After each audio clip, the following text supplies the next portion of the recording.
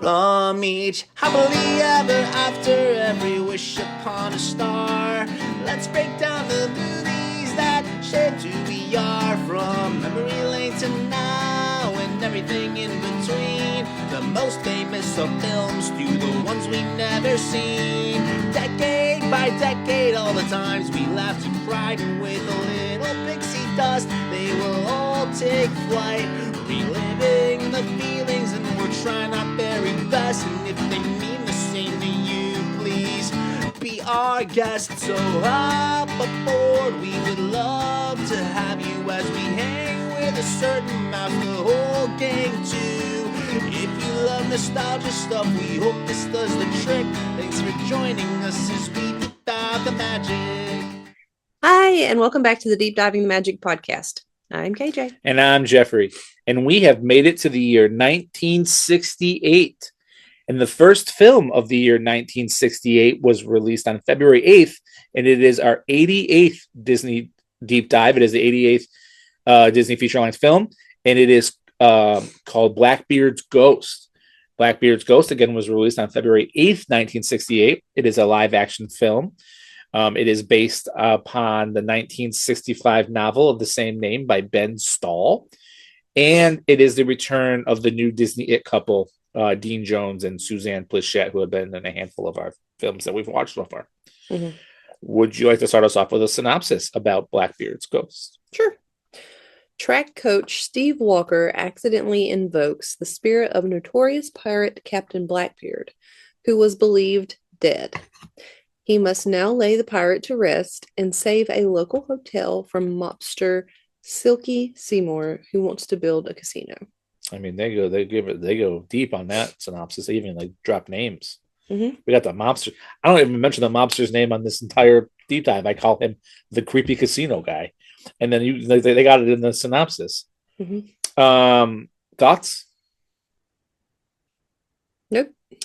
I think that this film is kind of like The Absent-Minded Professor meets the Shaggy Dog with a tinge of piracy. So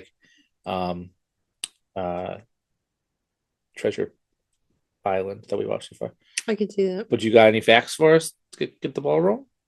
Yeah, so this film was released in 1968, which was the year of the 250th anniversary of the death of the real Blackbeard pirate, Edward Teach. Apparently his name was Edward Teach a long time ago. I forgot what the other names were, what it actually is, but anyway, he legit did piracy off of the coast of North Carolina. We talked about it in school growing up, in elementary school, being from North Carolina, and the Outer Banks. He was known as a ruthless pirate. He terrorized sailors and ambushed passenger and cargo ships.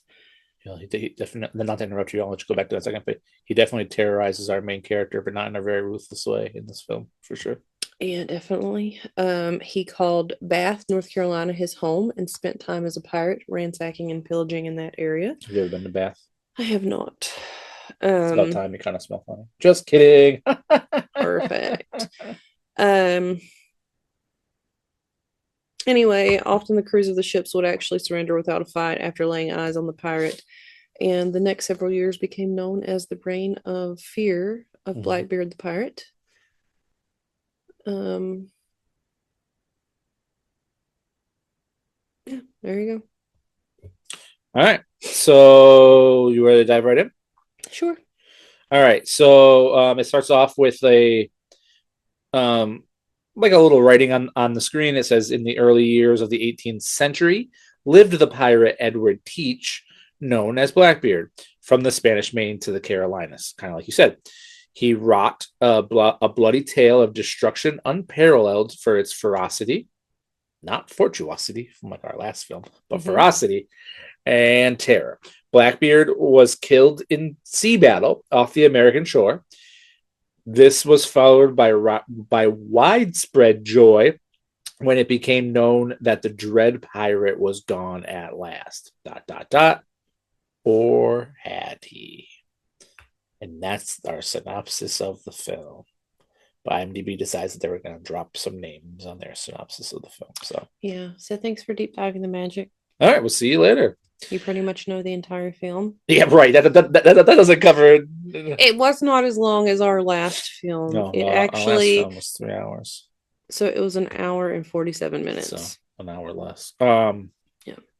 So we start off with some intense music. We see like the rocky sea during the opening credits.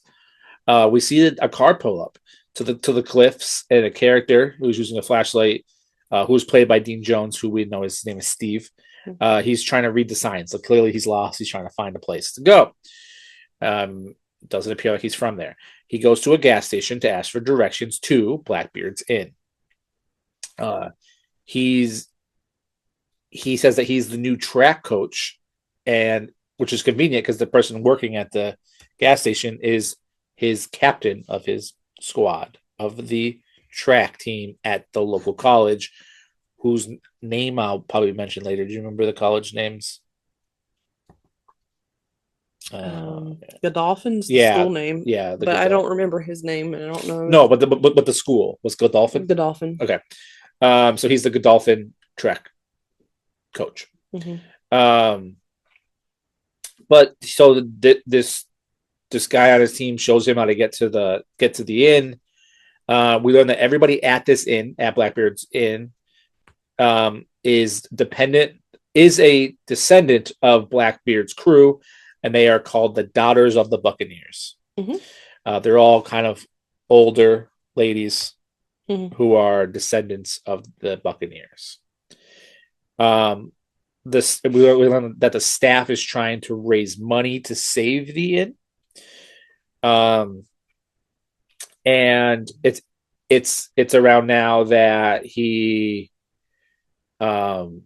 meet like the dean of the school. We meet like the football coach who's just trying to like show off because nobody cares about track at the school. Everybody cares about football. But we learned that the alumni insisted on Steve becoming the new track coach. And we also learned that all the previous track coaches all started acting weird and they all disappeared. So Steve's like, I want to book a room. Like, there's a room here waiting for me. And they're like, all right, go see such and such lady. She's the lady in charge of that. So he goes to try to find her, but we learn that she's out back being a fortune teller. She's a fortune teller.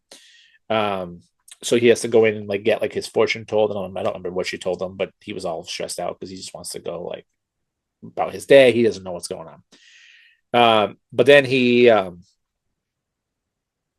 like walks out of the fortune teller tent and he sees like a sign that says like kisses for $1. And he sees like this like pretty lady. And he's like, just goes up to her and just like kisses her. Just like, all right, I got $1 and kisses her, which I think is a really strange thing. But then we learned that he accidentally kissed the executive committee leader, who was played by Suzanne. I think her name is Joanne. And then she's like, well, if you already kissed me, we can raise more money. I'll kiss you again for $5. Very weird scene, very not aged well. I don't understand. But I guess they at least raised $6 towards their goal. So why don't you think it aged well? I mean, I'm not going to just be like, all right. Here's my credit card. Time for some kisses. I don't think he did that. That was not the vibe I got at all. Okay. I mean, he was all excited. And he just kissed this random lady who wasn't even the right person. Yeah, he thought she was the kissing booth person. I mean, all right. Well, we got a mortgage to pay. You want me to go out front and open a kissing booth? No, because if you're in it, we're not going to raise any money. Our not busy road. Oh, whatever. They raised $6 at least, so that's good. But we learned that again, they're trying to raise money, or otherwise they're going to lose this historic landmark. Yeah. They're auctioning off a bunch of like antiques from like the pirate ships, basically. They try to like first off they auction off this gun. And there's like a bidding war over this gun, and I forgot how much like they win for it, but then the people like the Yeah, at one point the guy said, "Bidding to make you smile." correct. But for the gun, they are like after somebody buys the gun, like the mobster dude who I refer to as like the casino guy. Silky Seymour. Silky Seymour. I refer to him as like the casino guy. He has like his men go around and like start like spreading lies about saying that everything is just like He like basically fake. just goes around and like threatens people. Oh, you don't want to bid on that. Yeah, he's like trying You'll to be sabotage sorry if this you did. because he's the one that's trying to buy this land to make a casino. So then nobody else is bidding after that. So then Steve decides that he's gonna bid, like he's gonna bid on something because he want, he doesn't care about this casino guy because he's not from the town. He doesn't understand the threat. Gets into a bidding battle with the football coach who they were kind of fighting earlier about football versus track. And then Steve ends up spending $200 to beat the football coach, and he wins like an ancient bed warmer. So it's like a pot on a stick, basically, like a long like pole with like a pot on it that they would assume that they put like embers coals in. Sounds like a fire hazard to me, but whatever. And this is where he tells Joanne that he's bidding to try to make her smile. Mm-hmm. But at this point, the festivities are winding down, so he's like, all right, I just want to get to my room. So they show him to his room, and we learn that it was Blackbeard's personal room. Mm-hmm. Can you describe what the room kind of looked like? It looked like the inside of a pirate ship. Yeah. So it was Blackbeard's personal room. Sorry. Blackbeard, not Blackbird. Yeah. A blackbird with a black beard. Say that 10 times fast. Yeah. So it looked like a cabin that you would see inside of like an old pirate ship. Mm-hmm. Yeah. Like the master's quarters, I guess. Mm-hmm. And then the lady who showed up to his room says that sometimes they still hear Blackbeard in this room. Mm-hmm. And they start talking. Actually, there's like a picture on the wall, but they start talking about Blackbeard's 10th wife. Mm-hmm. And Blackbeard's 10th wife, who was supposedly known as a witch. Mm-hmm. And then this lady also tells Steve that the bed warmer that he bought was supposedly owned by Blackbeard's 10th wife. Yeah, I think she was actually burned for witchcraft. Inside of this thing? So like they use like her ashes? They another witch shrunk her down, put her in there and burned her. And she heated somebody's feet. It's awful. And then the whole inn caught on fire because it doesn't look like a very safe thing. So, but whatever. So he's like, you know what? This is a weird day. I didn't sign up for any of this. I'm going to bed. What? This is a weird day. Yeah. I didn't sign up for anything. I mean, homeboy tries to like book a room and has to go to get his fortune told. Yeah. He's gonna fight with a football coach. He's meeting some thugs named Silky, and then he's kissing some lady for $5. Welcome to a Disney movie. What kind of mobster are you that your name is Silky? Smooth. All right. So whatever, he sits down on the bed to take off his shoes, and in the meantime, he accidentally breaks this thing that he just bought for $200. He breaks this antique, it snaps. But then he like picks it up after all his money. After he snaps it. He doesn't even have a job yet, and he's like breaking this thing, whatever. And inside of it, there's like a piece of paper, and he like pulls it out, and he realizes that this witchcraft thing was actually owned by the lady, like they were saying. Yep. But it has like an ancient spell on it. Yep. And what would you do if you saw an ancient spell? I would read the words out. Read it out loud. Dun, dun, dun. That's what he did. Because clearly he's never seen a movie before. No, not in that time. Instantly after he reads the words on this piece of paper, intense Disney storm begins. And too bad we didn't keep up with that. I could tell the movie had stopped. And I got so discouraged when it stopped. Song of the South. Okay, anyway. It got stopped. Which is crazy, because on the Song of the South ride, you get soaked. And you know what you get soaked? A Disney storm. Is there a Disney storm in that movie? No, but that was a long time ago. That was like film number 10. All right. Let's get back on the rails. So, but Steve wants nothing to do with it. He's like, curses, pirates, malarkey. But then he like turns around and he turns into a sword pointing at his face by a pirate. And this pirate, who we now know, who we learn is Blackbeard. No, it's Redbeard. Blackbird. No, it's Blackbeard. Has a very Robin Hood, the animated movie, classic voice. He is definitely the voice of like Prince John or whatever. From He can't help he's famous. yeah, Homeboy didn't try to describe or hide his voice at all from that, but whatever. No, you know what? It's the same thing as the guy. What is the guy that does Edwin from the Mad Hatter. No, Olaf's voice. Oh, he, yeah, he was like, Josh Gad. I wish I would have done a different voice for him because he's like now whenever little children see me, they're like, Olaf. Yeah, but either way, so he turns. So this dude who's going to be clearly is going to be in Robin Hood in a couple films. He turns around and he like has a sword to his face, which means that he's forced to believe that this is real and it is Blackbeard. Mm-hmm. And at this point, Blackbeard realizes that it must have been his witch wife that brought him back. And he's like, but she's nowhere to be found. But like he's like saying like on the piece like in the tale that Steve was told, it was talking about how he was like stuck in the in between or whatever. Mm-hmm. So there you go. He's stuck in the in between. So then Blackbeard instantly is like, well, where's your rum? I want some rum. So clearly that's setting up what kind of pirate this is. Some fierce leader who clearly only Excuse wants rum. me.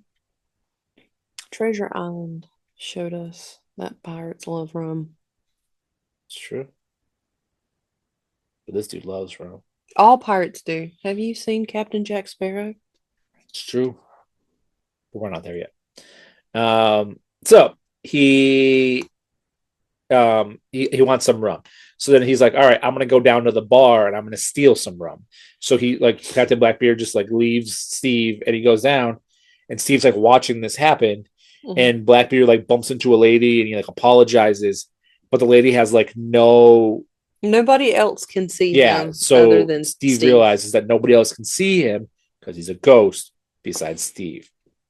Mm-hmm. And that's where we learn that he is a ghost stuck in limbo. So then Steve's like, I'm just going to bed because in the morning this is not like this is going to be over. But they end up fighting over whose bed it is. So Blackbeard steals the bed. So then Steve's like, all right, I'm over this. I'm going to find a different hotel room. He storms out. Yep. He's going to the Ye Jolly Roger. He originally called Blackbeard before he realized Blackbeard had summoned himself after he read the spell. He called him a chicken-livered pipsqueak. He did call him a chicken-livered pipsqueak. And that's when he turned around into the sword. Yeah. And he said, chicken-livered pipsqueak, huh? But then he stole his bed because he was not a pipsqueak at all. Yeah, so then he steals the bed, and then Steve takes off in his car. He just grabs all his stuff. He's over this. He's going to a different hotel. He's over this. He grabs his stuff. He gets in his car. He's in a convertible. He thinks he has gotten rid of Blackbeard. But little does he know, Blackbeard is in the back seat drinking rum. Yeah, Blackbeard is drunk and emotional in the back seat of this dude's car. Yeah. But why? He got the bed. Why didn't he just stay there? Because he has to follow Steve. Yeah, but at that point we didn't know that. Yeah. So, but Blackbeard is blown away by this automobile because he doesn't understand what an automobile is. Second film in a row, automobiles. You know what else will a film with automobiles? This film. Sorry. For my audio listeners, that was me drinking and adoring my Mr. Toad cup. But that's a different story. I don't even know where I am. But either way, so Blackbeard is blown away by the automobile, which is causing him to be like obsessed with it. So he's like causing Steve to like speed up and like go all over the road, trying to steal the wheel. So this, of course, alerts a policeman, that poor policeman, who starts chasing after him. Steve, of course, gets pulled over, but he gets found. Like clearly, nobody else can see Blackbeard. Mm-hmm. But the policeman sees Blackbeard's bottle of rum. Would you like to take it from here? about this scene there. Yeah, so he's like, "Sir, is that a bottle of rum?" And he said, "Yes, but I have not been drinking, sir." And he was like, "Well, can you hand it to me?" So he hands it to him. He opens it up, he sniffs it, and he's like, "Yep, that is rum." Which upsets Um, Blackbeard. and then he's basically telling him that he's been driving and drinking, and he wasn't, obviously. And he's going to arrest him. Yeah. But then And then a bunch of hijinks happens. Yeah, because at this point the invisible pirate sees that this dude stole his rum, so he goes to like fight him, but the cop can't see him.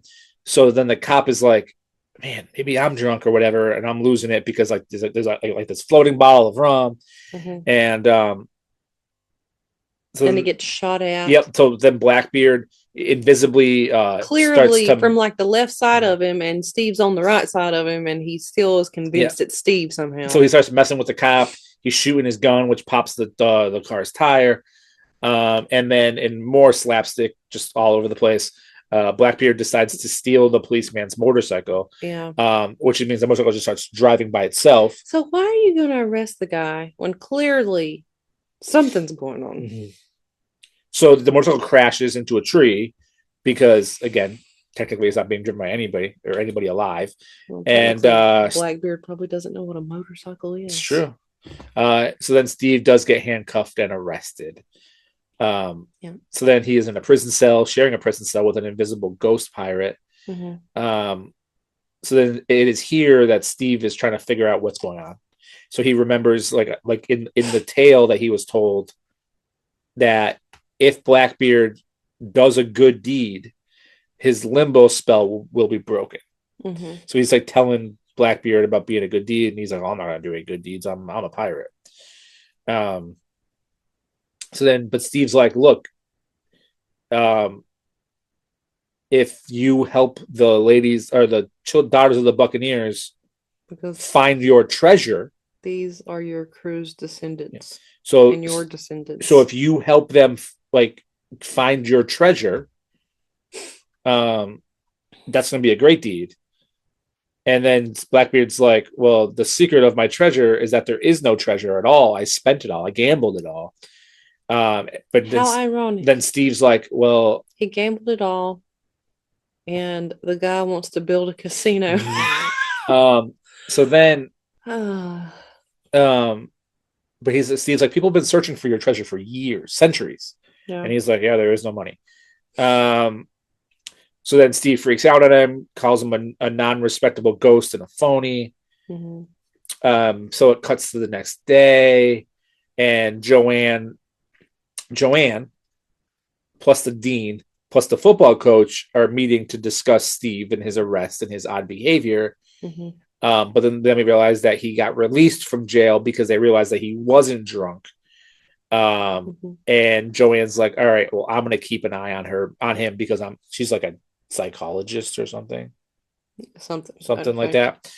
So he's released from jail. He goes to the track field, and he meets his very clumsy and not great track team. We're going to talk about this track team. Going back to Absent Minded Professor and their basketball team and their football team.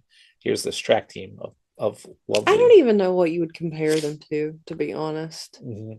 Like, they weren't great. If Goofy could have cloned himself in human, if Goofy would, all these people with their shoes are this big. Well, no, just like his so big that the people watching, my other hand was off the screen. Yeah, just his clumsiness, and his hijinks. Mm-hmm. It was like a team of goofs. Yeah, the Goof Troop. There you go. For our 90s Disney fans. But okay, I'm getting lost already. So Blackbeard shows up to practice as well. He tells Steve that he can help the team win because he's a pro at gambling. Clearly not, because he lost all his treasure, but whatever. And he's going to train his men to win. But Steve refuses to cheat. Mm-hmm. So then Steve's like telling Blackbeard no, but then Joanne and the dean see Steve talking to someone, but they can't see who's there. Like he's talking to nobody. Yeah. He's very animatedly talking to nobody. So then Which blows my mind if he knows that people can see him. I think he's just Why? over it. He's Why? just losing it. But then Joanne asks Steve to go to dinner to welcome him because she's like, I have to keep an eye on you.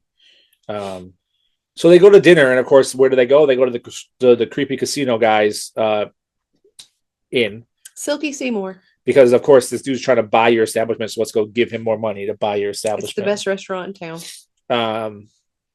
And of course, a certain drunk, invisible, in limbo pirate decides to show up. But Steve's trying to tell Joanne about the predicament that he's in.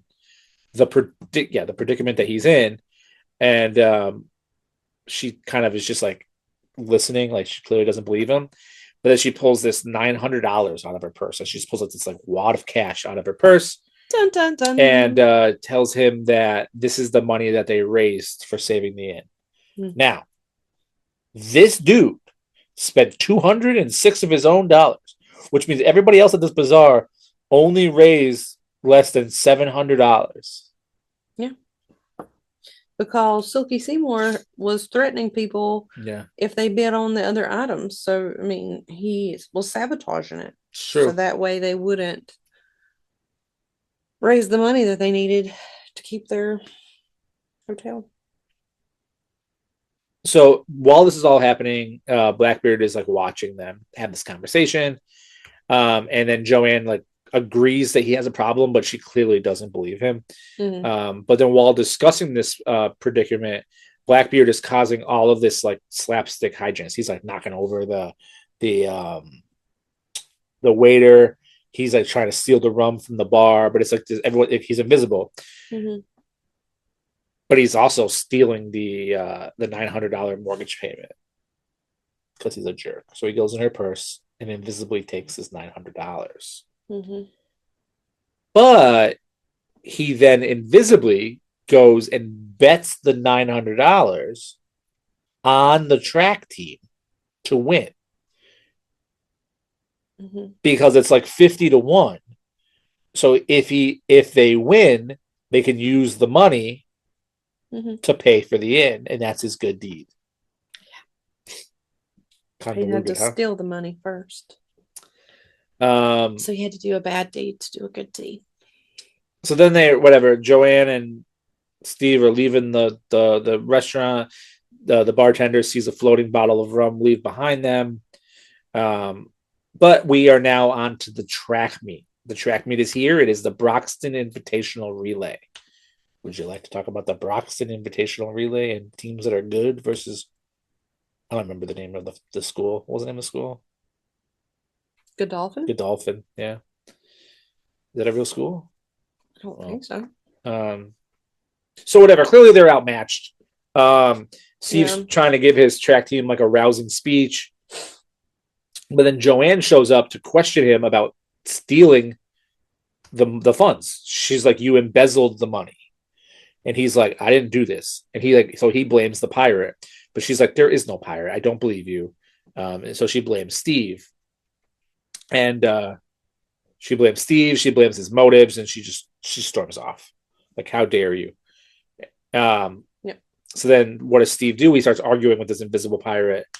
And then in the meantime, while he's arguing with the pirate's like, look, I'm just trying to... First off, Blackbeard is drinking rubbing alcohol, which doesn't sound good at all. But while they're arguing, pirate's like, I'm just trying to help you win. Let's cheat. And Steve's like, no, we're not going to cheat. You stole this girl's money. And then we learn that the track team has already came in last in the first two events of the thing. But Steve still doesn't want the pirate thieves' help. So then we cut to the actual games. The school, Godolphin, they are embarrassingly throwing the discus into the crowd. They are just like, they are not, as you put it, they're like a bunch of goofs. With that's the best way to sum it up. A way less cool son. Don't sidetrack me talking about the Goofy movie. There was no son. Forever. Okay. So then Joanne's like, all right, I'm going to speak to the creepy casino guy, Silky, whatever. Mr. Smooth, and try to get him to cancel the bet. But Silky's like, I'm a man of principle. We are not canceling this bet. So then Blackbeard sees this conversation. And he's like, I got to do something about this.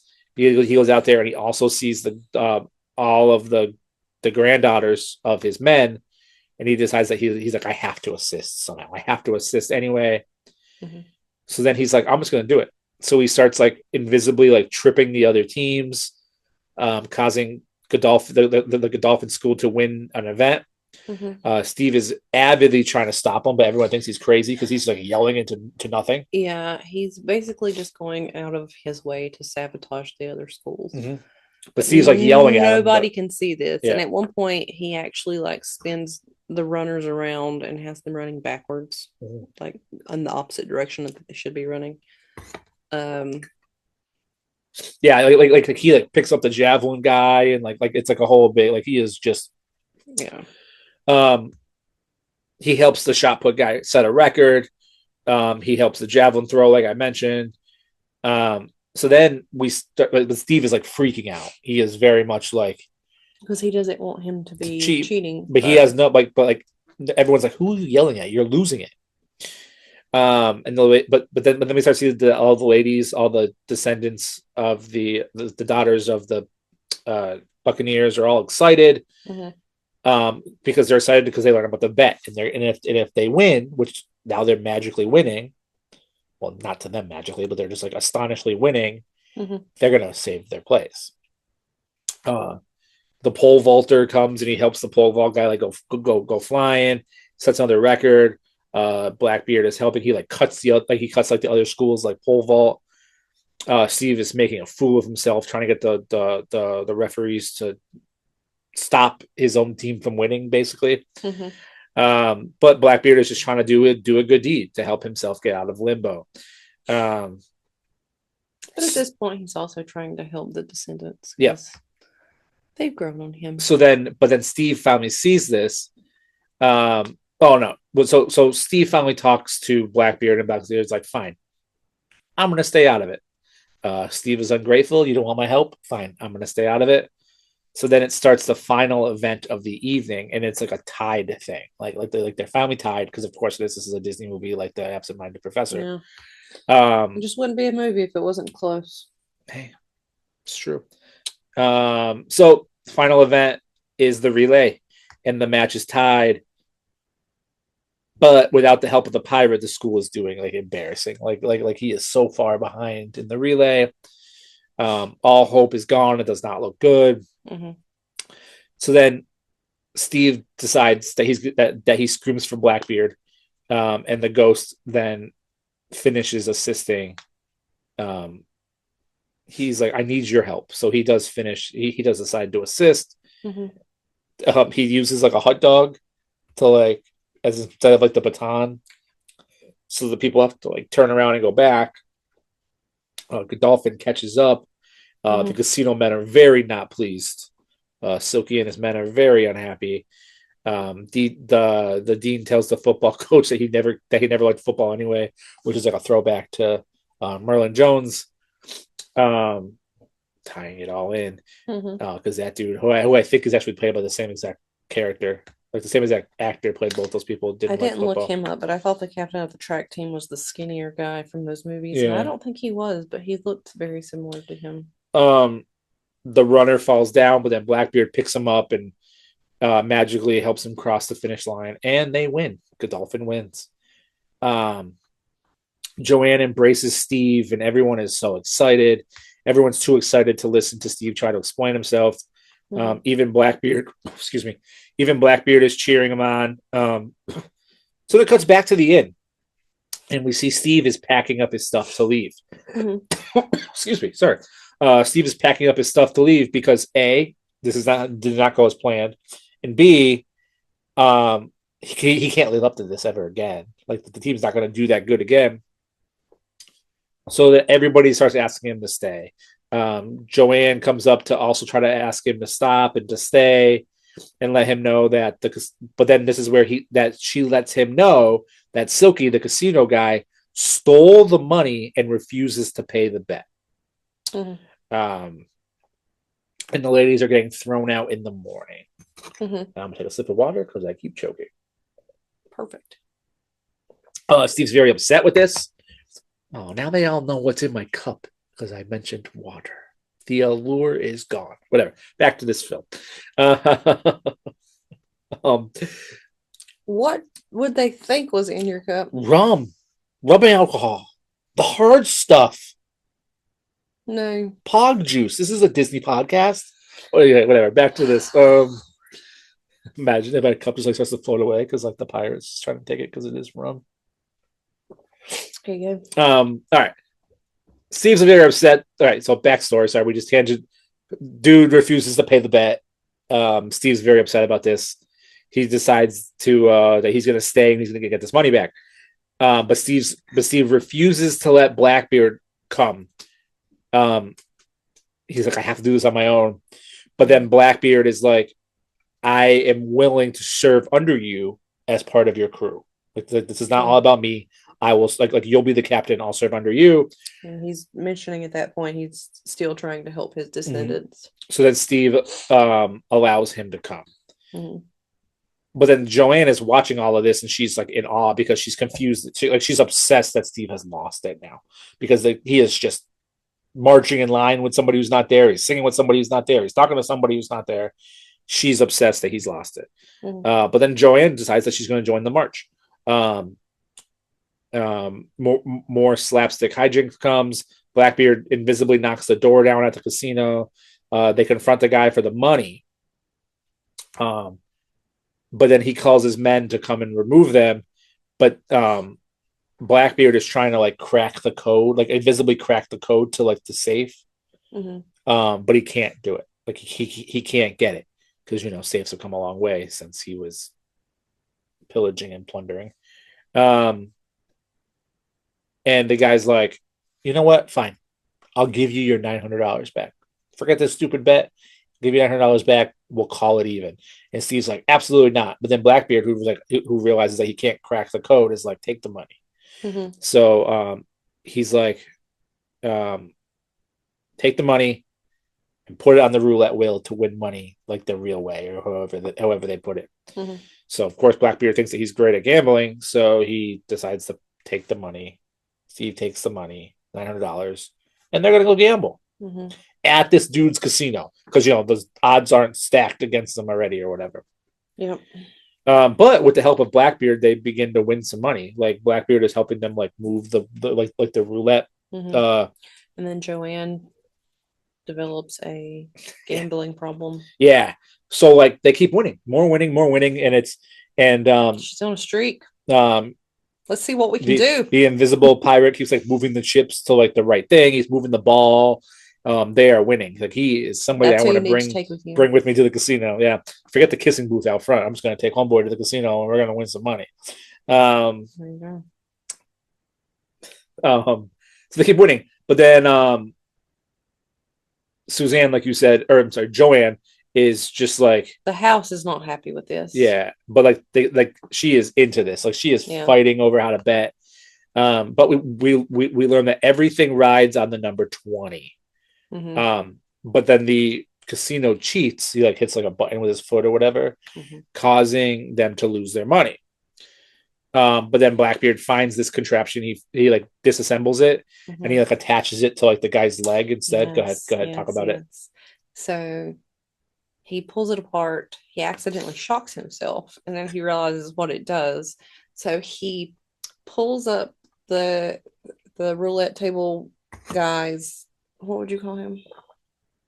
The dealer, I guess. Yeah, but it's not. I guess it's the not attendant, really the dealer. Anyway, so the guy that's running the roulette table, he pulls his pants leg up, and he has those.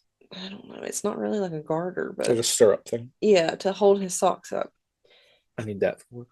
And Blackbeard clips the metal ends of this electric thing to this guy's pants leg, and then he has them go again.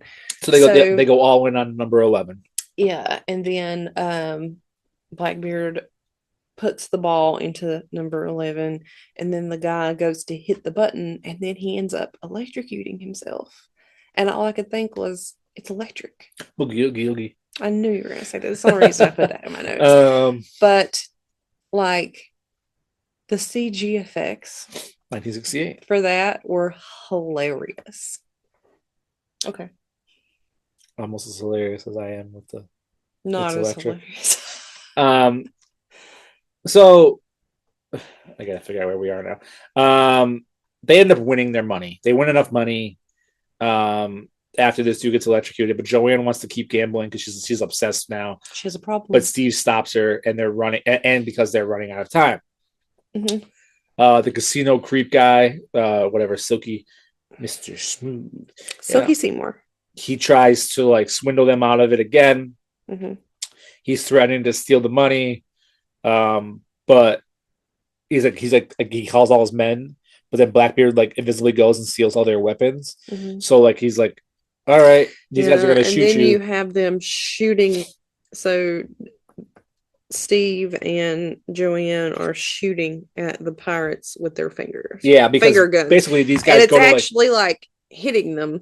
But yeah, so like basically like the mobsters go to like pull their weapons, but they don't have any weapons. Yeah. So they're like stuck like finger gunning because they don't have their weapons to actually do the thing. Mm-hmm. So then Steve tells Joanne to like pull her weapon too, and they have like finger guns, and they're like three stooges. But every single time that the they like finger Dean gun or Joanne, yeah, like the good guys, Blackbeard will like punch one of the other people. Yeah. So they think they're actually being shot at. That's pretty funny. Yeah. But then Steve does get one of his punches in on his own when escaping. But Blackbeard tells him to go ahead because he's going to stay behind because he wants to give his crewmates a head start. Because remember, they're running out of time. So then Blackbeard stays behind. There's more people, like the men are all fighting themselves. It's a very slapsticky. It's very all over the place. Steve and Joanne escape on a ship because, of course, they do. And then it cuts back to the inn. The ladies are running out of time. They only have 11 seconds left, and the countdown is on. But then we see like a speedboat come flying in at the very last second to save the inn and the mortgage. They have the money. They ask Steve to burn the mortgage, which I think is kind of funny. I know that was a thing. What if you actually need that thing eventually? But whatever. So they ask Steve to burn the mortgage. But he says that it's an honor that is not his to do, and that Blackbeard should be the one to do it because this was his doing. This was his good deed, and everyone's confused because nobody knows about Blackbeard because again he's an invisible pirate ghost stuck in limbo. Mm-hmm. But then what do we see in the sand on the beach is some footprints coming towards them. Well, he said, and he's coming on. The person that's responsible for this is on his way right now because you can see there's a boat being rowed into the thing, but nobody's in it. And then we see footprints on the ground walking towards them.